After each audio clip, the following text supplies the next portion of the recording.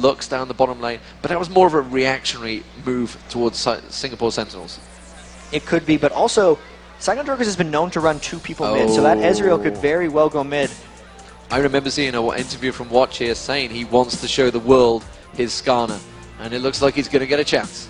There it is. That's going to be what Najin Sword loves to do. They love to dive in. They jump in with Skarner. Well. And Sona is something that they just key off of every game they can get it. Najin Sword picks it almost every game, but so does Saigon Jokers as well, so they're kind of taking it away from them. Yeah, and I remember Loco Doka mentioning it in the regional finals. It's like, why did they not ban Sona? Because that crescendo is just landing, and basically it's like a full-on we win button. You know, the I win button you can occasionally get in games. That is what Saigon Jokers, Najin Sword use, because they catch it out. And we talked about how much Magnoon likes to dive. The whole team will just take that as the trigger to go. And these picks actually coming in fairly fast for the rest of it. We got the Lux once again. She's seen a lot of play so far this tournament. This is something they like to run as a support. It's an Ezreal Lux lane in a lot of these scenarios. It's actually quite strong. If they both hit level 6, one life binding comes across, and they can both just combo their ultimates for pretty much a clean kill in those lanes. So Song looks like he's going to be taking Rise as well. So immediately looks like, I'm guessing Corki's going to get locked in. Yes, he is. So Corki's going to be the AD carry. They're going to be using standard stuff here. Didn't go for Graves. I mean, it's really the playoff is the Ezreal, Graves, or Corki. That's the first time we've seen Cogmore already today. And the question is, who will we wear in this? Is it going to be the support Lux? Is it going to be a Karthus solo bot lane? Is it going to be Aurelia top lane? Is it going to be Aurelia bottom lane? They could play anywhere. We are unsure really of the exact tactic they want to go with here. We're pretty much guessing it's going to be a support Lux alongside Ezreal, but the question is, where will they play? If I had to guess, actually, just based on this, Saigon Jokers has decided to not do anything super creative. I could yet to be surprised. Guessing it's the Lux Ezreal bottom, Karthus mid, Shen jungle, Aurelia top.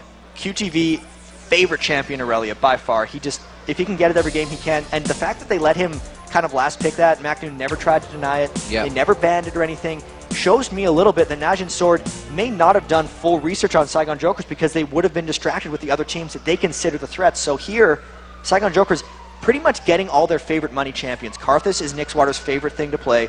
Archie's favorite is Ezreal. There's going to be plenty of space available, so make sure you are in and around the area of LA Live.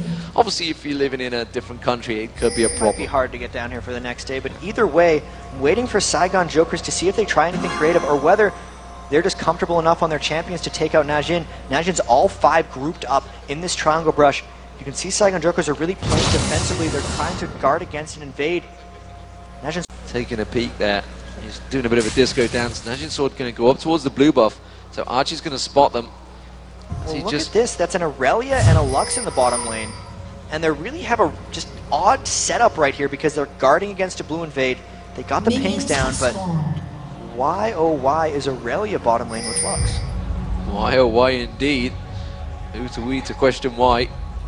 We are just here to call the shots. And as it is, it's going to be Watch starting out on the Elder Wraith. Taking that one down. The Golems will be going to Prey. So standard lanes from Najin Sword by looks of it. Prey and Kayn on that bottom lane. And like you say, QTV is waiting here. Are they waiting to try and get a gank early on? Because Ezreal is still lingering as well. I think they want to get a level 1 So he gank still here. has the teleport. This is something actually the Team Legion in North America does fairly frequently. They'll 3 in the bottom brush and just kind of only show the 1. So 2 will be waiting in the brush and they'll just kind of farm. And they'll wait for them to push up thinking there's only 1 guy there and then try to jump out at them with 2. If that doesn't work or doesn't, go out and teleport out. They flash straight on towards Prey. They managed to get the light bind across. Surely it should be first blood. It will be. And QTV picks it up. You shouted yes because you called it right. It's just, I love it when that play works because it's one of those strategies. The very first game that everyone who played League of Legends, they run into a brush, and 2 guys are waiting for there and they kill them. There's 5 people down the bottom lane. You're just like, what? That strategy still works at the highest level is amazing. Now everybody's thinking back to their, their early days in League of Legends going, and they all know that one guy that checked the push down the bottom. Did it, I guarantee you. Double Lift is famous for being space checking, so everybody has done it, even at the pro level. So it worked out very well. We thought, to be honest, he was giving it away, and it worked out very nicely, which immediately means that Golem advantage that the blue side has completely backfired because Archie hit level 2 first. And the interesting thing about all of that is QTV didn't actually teleport back up to the top lane. He decided to walk, which means he missed a fair number of minions, and Macnoon has an immediate experience advantage on the QTV. QTV got the kill, so he has the first blood gold, but even then Macnoon might still be able to bully him out of that. So early gold advantage obviously towards Saigon Jokers. Still almost said Singapore Sentinels. I was still that surprised that they didn't make it. But Saigon Jokers here on full merit. And they are representing the whole of Vietnam here.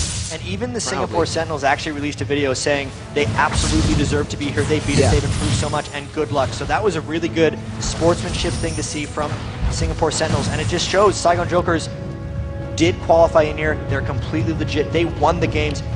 They deserve to be a little bit respected, especially with that first blood. Yeah, and with all calls of the honor system, Singapore Sentinels definitely singing the praises for that one. Tribush Ward will spot Violet. He's going to try and make his way down that bottom lane. As it stands, take us through the lanes, Jan. I mean, we talked about this top lane to start with. QTV getting dived on the turret a little bit by Macnoon, taking a little bit of damage. He's got a massive creep wave he needs to fend off here. Meanwhile, down the bottom here, and seeing Archie trying to go aggressive on Prey. Can he finish him off? Archie actually taking a tower hit. Surely will finish him off. He does get the kill, but he went down on the back of it. Kane managed to return the kill. He may even be able to get the kill on towards Lux there, just forces him away. All aggression in that bottom lane, so let's try to get into middle lane. Nick Sword actually getting caught out here by Watch. Watch wanted to prove to the world that he is the best, well, honestly, the best Skarner player in the world. Well, you got to go against Diamond Prox to prove that one, because he plays a pretty mean Skarner himself. Looking into the top lane here while we have a second, the Aurelia versus the Jace matchup. Macnoon thinks Jace can beat everything in top lane. That's why he first picked it, and he's very comfy on it. Thus far, with that experience advantage, he's going to look to just keep pressed, counter gank potentially from Skarner here if he sees Violet, and they could maybe get something here going on. Yeah, and that would also explain why he wanted to see Soaz here from Fnatic. As it is, Macnoon's got to be careful. He doesn't go too deep on this one. Violet is there, but Watch is helping out. Red buff though, Macnoon continuing to get that damage down onto him. Quite happy to just stick it out there. This aggression that he shows on Violet just starting to burn down his hit points. But QTV will be able to manage to sustain himself. But the two junglers, it's almost becoming a double lane at that top. And in that top lane, Macnoon is going to be a bully to QTV. QTV needs to wait until he's got a lot of levels before he can actually duel Macnoon, or just try to run him out of mana. Since they're both low, that's going to be a tricky lane. Going into the mid lane, we have the Karthus versus the Ryze. This is going to be all about setup for the ganks right here. If he lands that Dark Binding, oh, we have something. Never mind, we don't have something going down bottom. Song is going to try to not get shoved by Karthus. Nixwater, as Karthus, usually outfarms everyone. So far, 7 minions up onto Ryze. It's really all about whether they can turn ganks around for Ryze onto Karthus. Looking in the bottom lane, this lane is just about all up aggression and brawling, because the Lux and Ezreal are in it to fight, and they have no sustain. So every time they go in for a trade, every time they go in for a light binding, there's a potential for someone to die. So really, the bottom lane, as you've seen already, is most likely going to have the most action. Yeah, and actually I noticed that, I think it was Kane or Prey, I think it was down the bottom there, was Kane was staying a long way away from the experience. Prey is just farming it up because he had fell behind. Kane, you can see, he's actually a level advantage over Prey at the moment, and he was just staying out of it, letting all the experience go to Kane. The top lane now, QTV, Macnoon just finished him off there. He just stuck around longer and eventually just got chipped away at. Macnoon actually putting 0 points in his W thus far. Everything going in to his E and his Q, so all his main damaging burst spells are getting as much ramp as possible. He didn't even level up his ultimate come level 6, which is why QTV got surprised by that burst damage, because most Jaces are not going to have that skill set up come level 6. And as it is, Archie and Judy down that bottom lane, they've been poked pretty heavily. I think they're going to have to back away from this one, because Kane and Prey definitely working them over slowly but surely. And you can see the health pots being burnt through. Archie now completely out of health pots again. That shield from Judy just trying to cover him off there. He has gone for the double door and is trying his best to keep that sustain on, but Prey slowly but surely is going to dive in towards it. Judy will get taken down. That's going to be the QTV teleporting in there. Are they going to be able to finish off Prey? The crescendo goes across. It will be enough. Can they get on towards Kane though? QTV just needs to go one dash. Blocked off by the minions. That's too much to tower dive. Oh, now Watch is going to rejoin in. He has got his ultimate available, but he's not going to go for it and just backs away. Didn't quite have enough mana to combo on the things there with Watch. He would have been able to flash ult someone, but then he wouldn't have been able to follow it up, and he was worried he was going to die to QTV. Didn't want to actually pull someone in to his Sona. Other than that, lots of pings going down. Song getting caught out by a ward. So much aggression going down in that bottom lane. And QTV camping. They don't expect him to still be there, but Song coming down as well. They have to fall back. QTV out of position. Out of position, he does dive onto a song now. Archie seems to be the target, but because QTV won on the song there, they should be able to pick it up. A brilliant taunt there coming out from Violet. Turns it into a double kill. Absolutely spectacular stuff. And Saigon Jokers keeping themselves in this one, 5-4 up. The top turret will go down though. Mac Noon opening up the exchange and taking the first turret of the game. Mac Noon is crushing Aurelia in the top lane, but because of that, QTV realized he's not able to lane against Jace, and he's trying to make things happen elsewhere. All that action in the bottom lane has given them the kill advantage. It's really just a matter of they have to find a way to deal with Mac Noon. Mac Noon went the Brutalizer. They're going to have to focus him in team fights and try to kill him out early. But overall, 9 minutes into the game, Saigon Jokers doing an amazing job showing Najin Sword that they're not to be taken for granted. Absolutely, as it is at the moment, this bottom lane continuing to push on. So Bray returning back, and he's gone. Jace now gone with a Brutalizer in that top lane. He wants to really absolutely...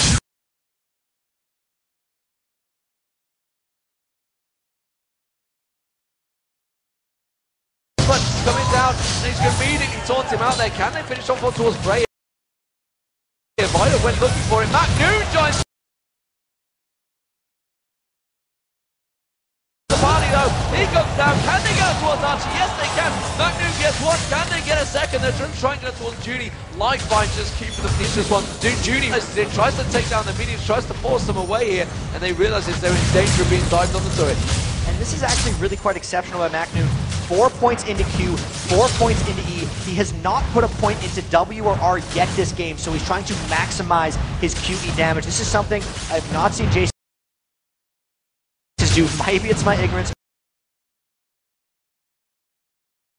Say that's very un-Korean of him. The Koreans very much take that advantage. Once they see that turret, they will take it down very quickly. So QTV now starting to farm his way back up in that top lane. He has been involved, but Mac Noon, 66 CS to 50 CS, 2-0-0, proving why he's a danger man. It's really going to be about Mac Noon roaming around now and taking down turrets. He took the turret top by himself really easily. The instant he goes bottom, he gets kills and takes another turret. He's probably going to farm up here top very briefly, then maybe try to force mid and get the third. Najin Sword loves to keep on the pressure. This is going to be very interesting how Mac Noon transitions the rest. All of his skill points going into Shock Blast and Acceleration Gate. Those EQs are going to truck down Saigon Jokers if they get into any kind of siege situation. Absolutely, we've just seen Judy marking up the territory, as it were, down by the dragon. Meanwhile, Mac Noon continues just to farm up on this top lane. He's really caused himself a problem. Where's he headed? You've just got to keep your eye on Mac Noon. Once he starts heading somewhere, it generally means there's going to be a kill that will follow. Looks like he's going to go heading in towards the middle here. Towards Caliper, sneaks water. Needs to be careful. Also, the dragon is up. They could potentially... Archie and Judy are actually heading over towards the dragon already. You can see Shen is there, and they are going to pull out the dragon. You can see dragon is going to come out, as it is. Aren't Najin Sword aware of this? And they don't seem to be, or are they even going to bother going for it? Looks like Saigon Jokers are just going to pick this one up without any problems. There it is, free dragon, thank you very much. Can they stop Najin Sword taking down the turret? That's the question. The Ezreal ultimate comes across. They're going to have to tank it up there. You can see Watch just off to the side there, and that's going to be an immediate engage. QTV going in, getting dropped into the crescendo, hitting the entire team, taking them down. Saigon Jokers dropping left and right. Archie needs to be careful. Violet being the next target. Violet getting dropped by Mac Noon again. Another double kill from Mac Noon. Now he is 4-0 and absolutely dominating here. Saigon Jokers weren't quite sure of that one. They came in for the fight, but Najin Sword were ready and waiting. Najin Sword was daring them to fight there. They may or may not have known the dragon, but with how far up they were pushed into that tower, they were just waiting for Saigon Jokers to come fight them. And boy, were they ready. The crescendo really winning them that fight, setting up everything else, and they could potentially take a second turret off that exchange. Absolutely, they're going to go straight in for the second inner turret. Archie can do nothing but watch. He is helpless. Just spectate this one, just like the rest of us here in the crowd. We just have to watch that turret going down, and Najin Sword turning that one small advantage of losing the dragon and fighting and just turning it into such a massive advantage, taking 2 turrets off the back of it. And with all that, they're all going back whole heaps of gold on a lot of them. Mac Noon, 1900 gold, he's going to turn that in to a BF sword, so he's going to be absolutely crushing with those EQ combos, because that's all he's put points into at level 10. He's maxed his acceleration gate, he's maxed his shock blast, and it's just a huge, unreal amount of burst damage that comes down into Jace at level 10 already. How is Saigon Jokers going to deal with that? 4 turrets to 0 down already. total aggression coming out from Najin. Yeah, so watch here. 8-6 up the kills, 21k to 17.2, so gold advantage clearly coming from those turrets that Najin Sword have just been taking down left, right and centre. All the outer turrets currently down, the one inner turret down. Najin Sword definitely with map control. Just going to drive things home and see if they can pick anyone off there. McNoon. And it's like you said about the acceleration game, you know, he's just picking people off left and right with that thing.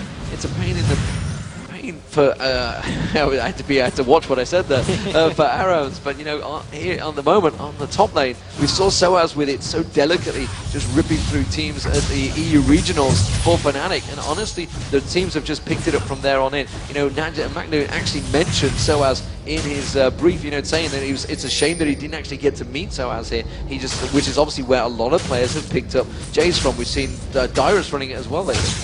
It's really, once you learn how to play Jace, you're a huge threat. And McNoon is just one of the masters, really. He was drawing bans from it during the Korean regionals, and I'm expecting bans from it in the rest of this group because this is so difficult for Saigon Jokers to deal with. They were holding the map pretty well, aside from QTV losing that lane early. Then QTV went to Rome, and we thought that was all well and good, but then McNoon went to Rome and really just turned the game on its head. So as it is, Vina's trying to farm out in that top lane.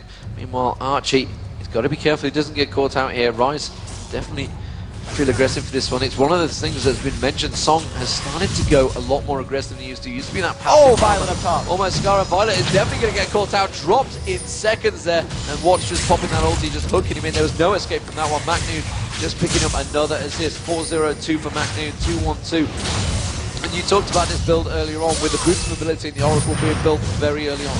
And now with Watch, since they have the advantage, since they've taken down towers, there's not much Saigon Jokers can do to farm because, as we saw there, Najin can wait in brushes and know that they're not have vision on because they just both followed in the brush. Everyone in Saigon Jokers really restrained to their base. These outer turrets could very well fall. Their jungle is no longer their own. The lanes are no longer their own. And Najin doing a great job at just pressuring around and keeping Saigon Jokers on their heels. QTV's got to be careful he doesn't get collapsed on here. I can see Song just going around the side there. A whole of Saigon Jokers now. This is going to be a full-on 5v5 in this top lane. The ping's going down. I think Saigon Jokers may have realized that the whole team is there. QTV getting caught out by the Rise. The ultimate going across them. You can see McNoon just trying to get around the side. He wants to really start things off here. The Kane crescendo, I've talked about it earlier on. It seems to be the big thing that starts off the team fights. Once that crescendo hits across, and he seems to land it across a minimum of 3 players every time. They're going to tank up against the turret here. You can see they really want to start to fight, but instead they're like, oh, are we going to have to take this turret down? Okay, fine. We wanted to fight, really. Saigon Jokers got very heavily poked down there. The Rise ultimate actually did a substantial amount of damage, and then Archie got hit pretty hard by a shot blast from McNoon. They're most likely just going to go all around the map here and take out the second-tier turrets in every single lane individually. They have 5 turrets now, soon to be 6. They're just making sure to keep up their goal. And McNoon's poke, we just saw it blast across there. Carlton's hit points dropped instantly. He has now got that BS sword. He's just getting stronger and stronger by the minute at the moment, McNoon.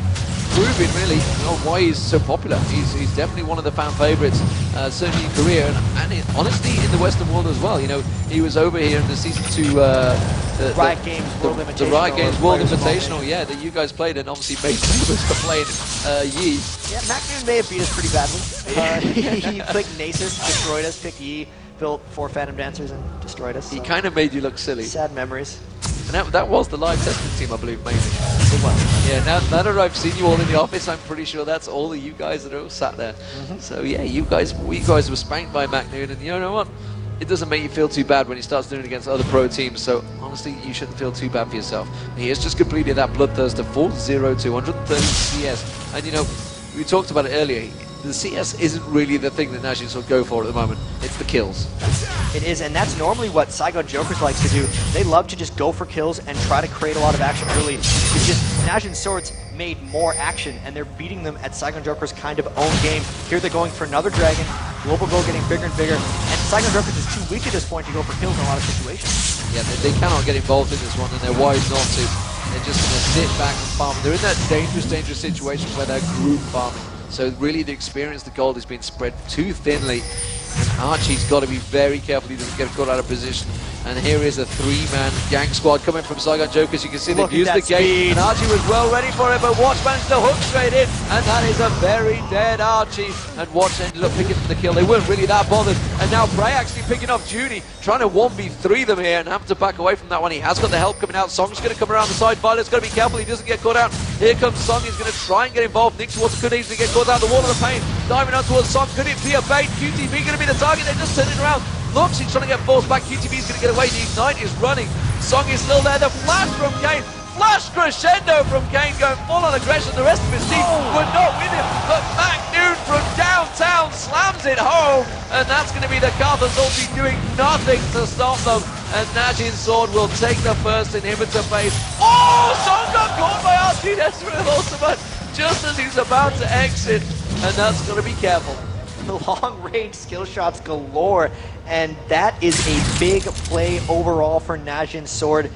Nothing is slowing down Mac Noon, and that boost of mobility Skarner comboed with the gate from Jace was an unreal amount of speed. Archie had no way of escape at the very start of that huge long engagement. It was a very long engagement. I wasn't too sure whether Kane had gone a little bit too deep, but I forgot Mac Noon was in the team. And then he just came back and supported him. It's all good. I love to see those flash crescendos. It's something I'm used to seeing Melisan used to do, and sadly is no longer playing for Fnatic. Has obviously stopped playing League of Legends, but he used to do that quite regularly. We saw it at IEM New York where they went unstoppable. And, you know, it's one of those things you don't see. I mean, obviously we see Gosu Pepper going very aggressive on Sona, but we don't tend to see the flash crescendos coming out, the full-on aggression from those support. And, you know, that just shows, that backs up the theory that the whole team is an aggressive beast. Everyone on Najin Sword just goes. You don't see them sitting back. The last game you and I did was the clg.eu, just the last one. clg.eu is patient. Yeah. Najin Sword's not patient. Najin Sword goes. They take every small opportunity and just pounce on it. They execute, and they are all out aggressive, and it catches a lot of teams. They never have a time to think. They don't have a time to get a counterattack ready because they just get hit again and again and can never stand back up. Which goes to show, you know, how strong clg.eu were to beat Najin Sword 3-1 in that semi-finals of the OGN Summer Championships. You know, how they countered it, well, we will soon find out because they'll be playing each other in the next 2 games. So, I mean, there's so many good games still coming up. This is the very start of Group B, really. We've just seen clg.eu beating Dignitas. If you missed that game, apologies, I've just spoiled it for you completely. You can check that VOD out. It was a pretty slow farming session, though, so I'm not going to lie. It was a little bit of a damp squid, that one. So 12-7 Najin Sword, though, definitely an aggressive one. If I would recommend any game through the day, it would involve a Korean team or an Asian team, because honestly, they have all been super aggressive, and I love this style of play. So far, they've somewhat stolen the show from a lot of the other teams. They've been dominating almost all of their matchups. Really, the only Chinese or Korean team to lose thus far was when they played against each other. So right now, we actually see Mac Noon trying to split push while the other 4 are posturing around Baron. This is a little curious because Mac Noon is the strongest member. He has no reason to not be with the team right now. And it's at this point, Najin needs to think about turning the game into a victory. Saigon Jokers is at the point where they have to try to make a gambit play. This is really the last-ditch effort if Saigon Jokers wants to do anything. Yeah, they realize, and Mac Noon has now rejoined the team. He's pushed that bottom lane, so that's going to push itself, which means somebody's going to have to go deal with it. And Najin Sword slowly but surely setting up for a Baron. Do they want the Baron? Or did they just want to force a fight at the Baron? And Relia things seem to be going on towards QTV. QTV's got to be careful. He's already backtracking. He realizes the dangerous situation he was in. And Najin Sword respect that he's going back already and trying to set up for some sort of gank. There's a real lack of wards from both teams in this, though. Forcing the fight would be ideal. Watch has been taking out all of Saigon Joker's wards, and Najin doesn't really care to ward right now because they win every fight. Junie. And Junie, scouting around. So ideally right here, Najin wants to get a fight, trying to take a Baron with the potential of a Lux and an Ezreal coming in for a steal as well as potential smite. That would be the only thing that could get Saigon Jokers back in the game. Najin Sword is so far ahead, they don't actually need Baron to get in this inhibitor, and that's what they kind of realized here. They realized Saigon wasn't going to try to come for a Baron fight. Instead, they're just going to walk up and take this inhibitor if they can get it. Yeah, there's no tower to stop them, so why not just go for it? Mac Noon actually opening up on the bush there just to take a little check there. He's just going to get a little bit of poke on towards that inhibitor. The question is, can they catch Saigon Jokers out? I'm expecting to see maybe a flash engage here from Song, or maybe even Kane, something to that extent. They are slowly but surely poking him out here. All the pain hitting the team, but again, Prey not really that bothered. Nick's Water getting dropped down a little bit there. McNew managing to land that accelerating gate spoon, and there it is. There's the flashing gate straight away. The crescendo comes across the entire team. Saigon Joker's dropping left, right, and centre. Nick's Water going down. There's just one member left. It's going to be an ace. It is going to be Junie, and honestly, that Carter's ultimate may as well just throw a towel at Najin Sword, because they have just ripped the team apart. McNew, you can't tank 2 turrets, son. You may be good, but you're not that strong, and that may be put a little bit of damper on the back of it. He did the same thing in the final game against clg.eu. They won an ace, and he just ran straight into the Nexus turret on Jace. Only death of the game for McNoon. That's almost his victory celebration. There is a surrender. Matches. And there is surrender. GG to Najin Sword. Amazing job. Amazing, amazing job. Those flashing gauges, very strong. And Najin Sword looked very happy with that one. McNoon doing the 2-man arm salute there. Not to be confused with the finger salute, which looks like we are getting